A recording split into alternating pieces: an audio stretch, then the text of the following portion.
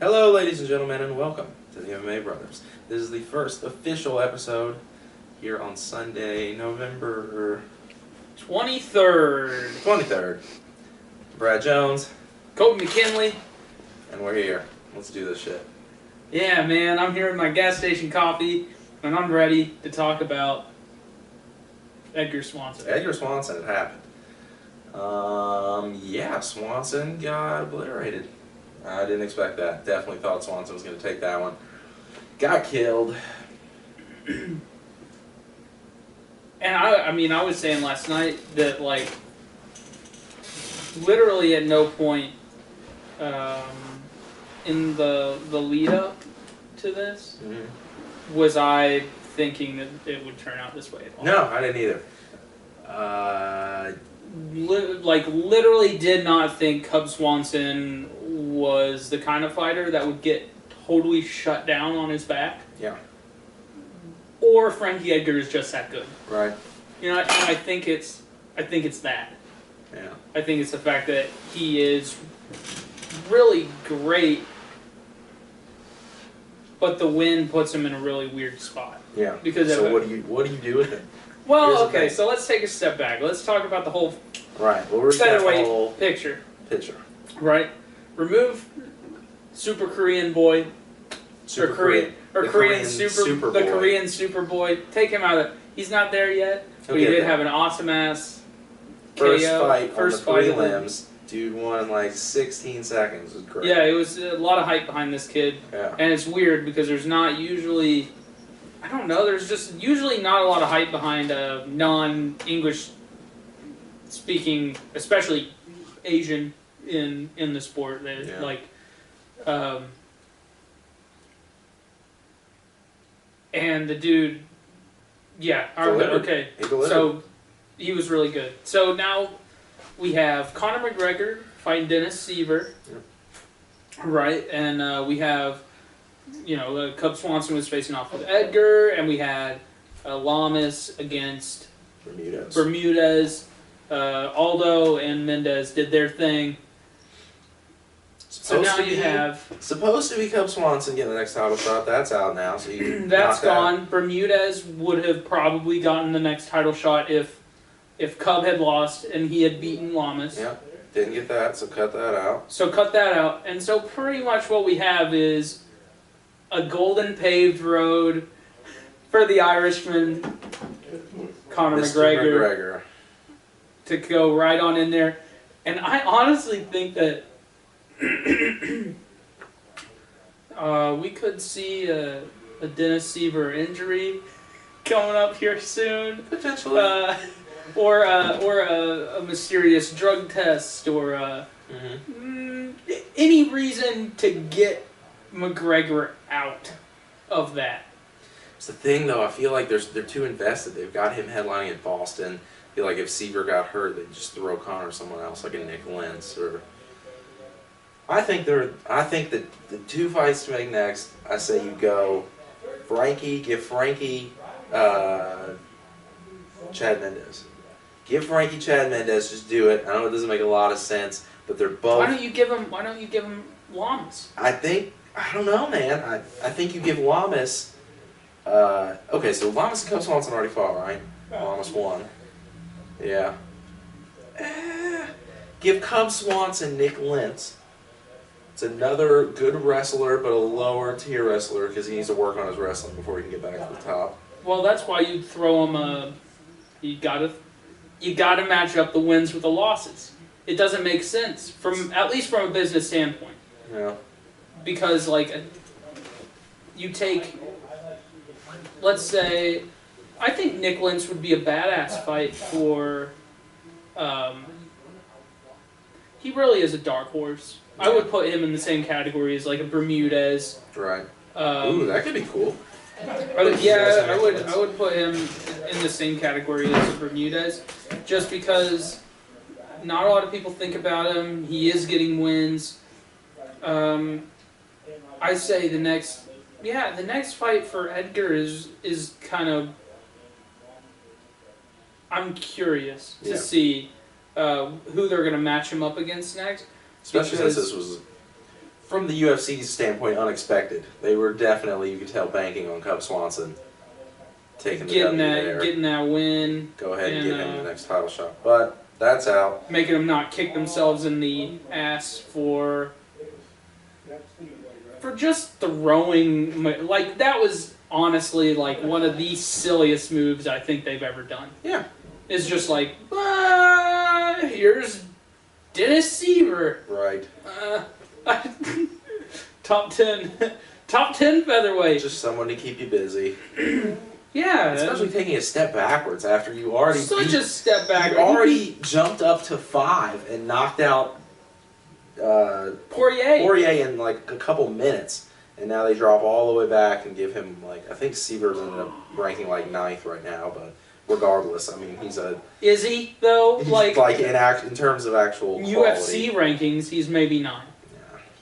Which means in real rankings, he is not in the top 15. That press conference, the stare down of them at the This Is Now press conference, he looked terrified. I think he's going to get obliterated by Conor McGregor. Definitely set up Conor McGregor, put him in a good light, throw him the title shot summer next year in Ireland, hopefully. Oh, damn. That'll be Stadium fantastic. show. And what do you do with Frankie though? Like even get whatever his next fight is, like he wouldn't be available. The title picture wouldn't be open for him until like December of next year. So I mean, he's got a whole year of no title fight coming up. So what do you do with him? Who do you have him fight? I mean, you have to. I really think that you have him fight. You got to think about the other featherweights in the division. I mean, we got just guys that come to mind that are coming off wins around the same time, so the timing isn't an issue. Ricardo Lamas could be a good fight for him. I think that would be a good fight for him. For both guys, I think that would be a good fight. Because you're kind of concerned about knocking off contenders when they haven't challenged for a title yet. Right. But when you have two guys that have already challenged for a title and they've challenged pretty recently, you want to knock one of those guys off. Yeah. You need to make one of them way more marketable. And what's that cat doing? No. Hey. Yo. Hey. Yeah, I get him. Nah, not happening, son. Alright, so we're going to leave the topic of this event. There's some other stuff I want to get into. Mainly, this whole... Oh, what do you got? I was just going to talk about the nights. There we go. Those of the night fights. Bust them out. What we got? Okay, so... Alright. I just have them down on a notebook. Okay, so the fight of the night was Van Zant and Curran. Damn, those girls know how to throw down. Yep. The stoppage was a little...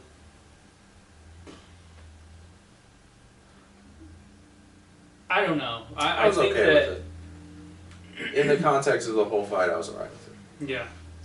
Yeah. She was 20, though. Imagine being 20 years old. They're both 20, right? I know at least one of them is. They're both young. They're both young. They were 20. Regardless, being that young and being handed $50,000 just in bonus money, just in bonuses, be 20. I mean, that'd be insane. Yeah, that's it. You make that cash while you can. Seriously, because it don't last long. Okay, so we had the heavyweight fight. Alexei Olenek. That's right? Alexei Olenek and Jared Rosholt. He was getting killed. Dude, he was getting killed. Blasted against the cage. And I was watching it just like, this can't go on for very long. This can't go on for very long. I had bet. And it couldn't. Not because Alexei gave up, but because Rosholt got gassed. And paid for it. And those punches were coming so like, there aren't enough heavyweights in the UFC, unfortunately. So you kind of forget what a heavyweight contest looks like. Yeah.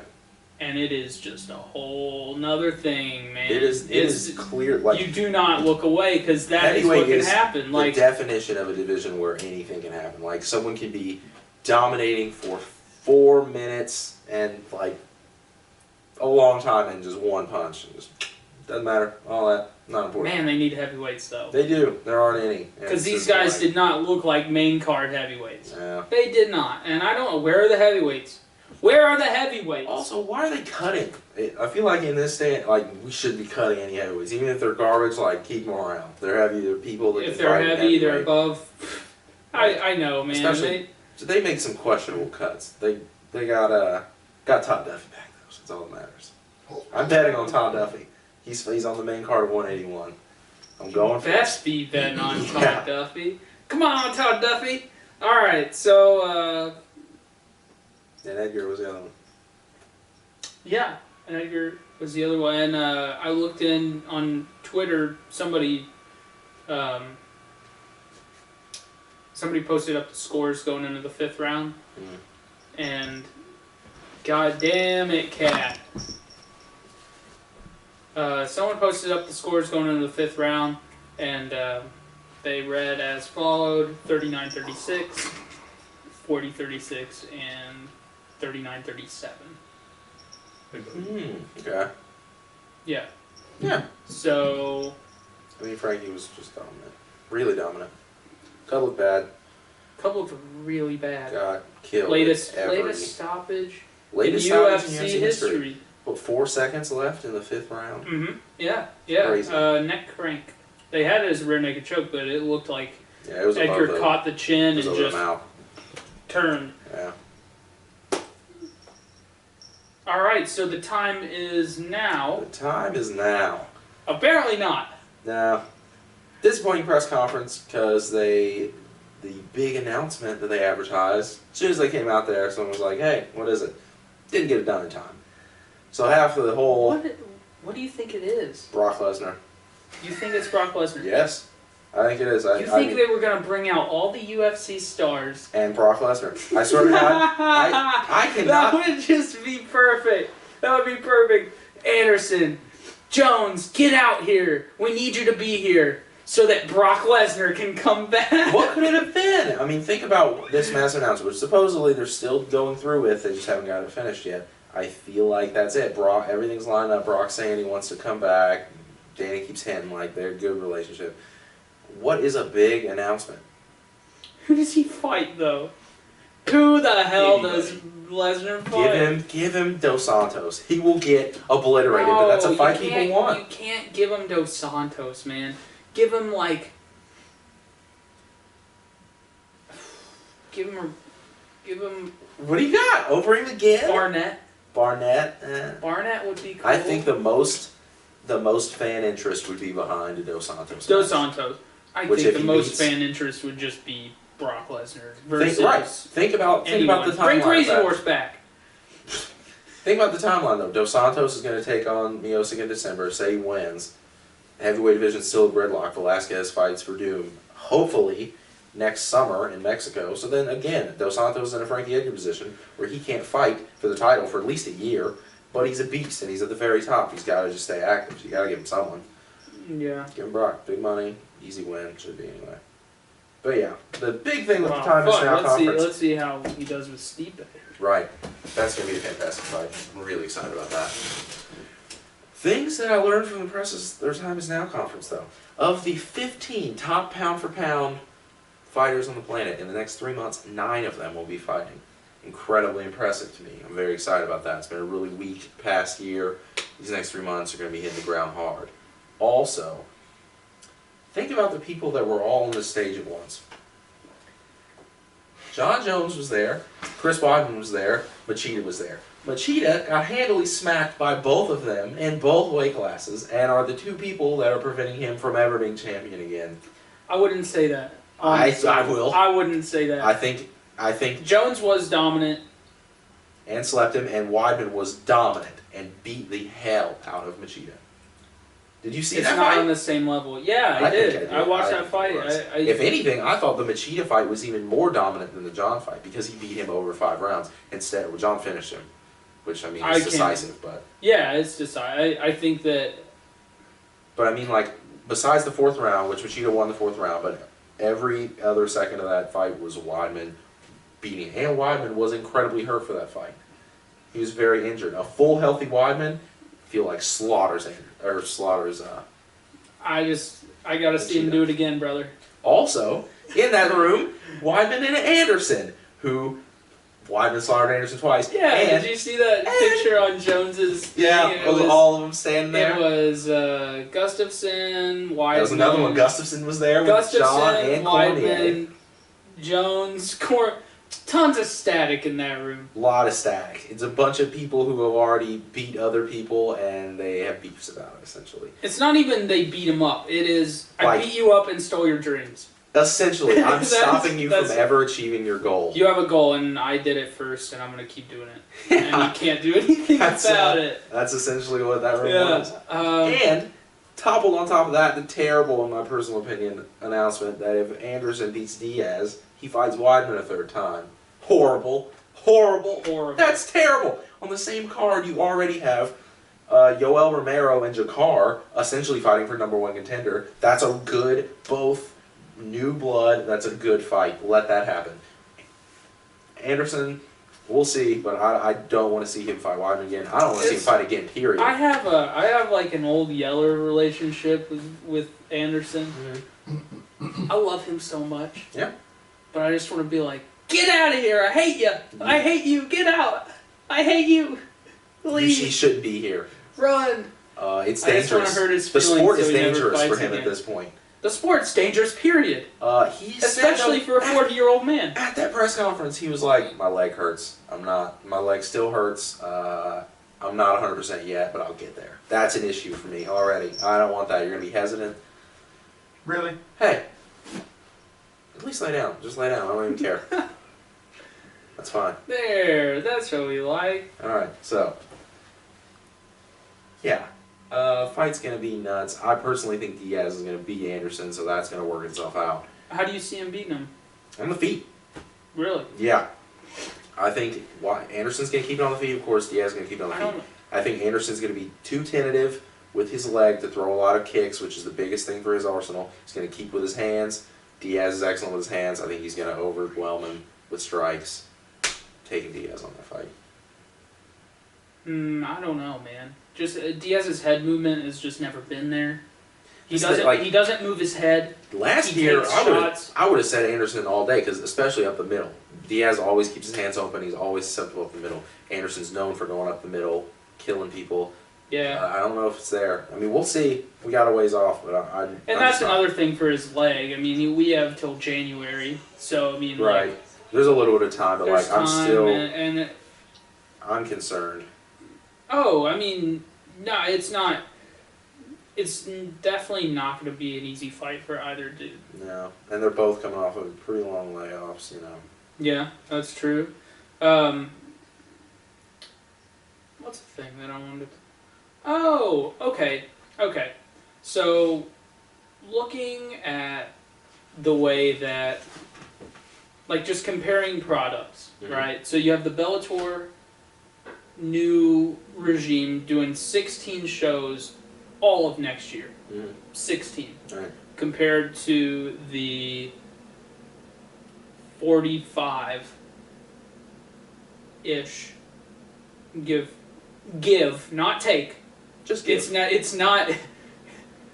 not like, it's a bare minimum 45 events. Yeah. It's most months we have four events. I think in June or July there's 5 in 1 month.